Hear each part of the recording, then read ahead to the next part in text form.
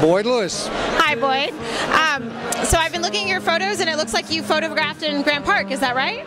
I lived in Grant Park. I photographed in Grant Park back when it was a struggling in-town urban slum. Now it's she and gentrified to within an inch of its life. That's true. What was it like back in the 70s working there, though? The 1970s in Grant Park was indistinguishable from Cabbagetown. Little white gangs running all over the place. Okay. It was a very economically depressed section, but there were a lot of people who were moving in, renovating the old Victorian houses, often with very little money, and they had to make do with very, very little. It was an integrated community, but there were a lot of poor whites. Okay. The young people who were moving in, primarily white, but they're also young black professionals.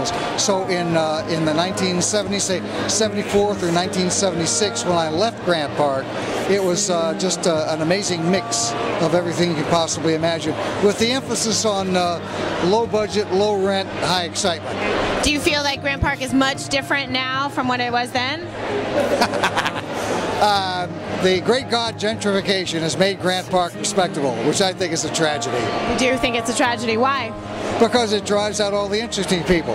You know, artists move into a neighborhood and they make it respectable. That brings in the investors, and the investors go ahead and bring in, you know, everything else, which is people from Gwinnett County coming in to enjoy the pleasures of in-town living without those terrible commutes, and they just drive up the rents, the prices, apartments turned into condos, and all of a sudden you have a completely different community. And Cabbagetown is an even worse example of what happens when a working class community goes upscale. Are you still producing art now?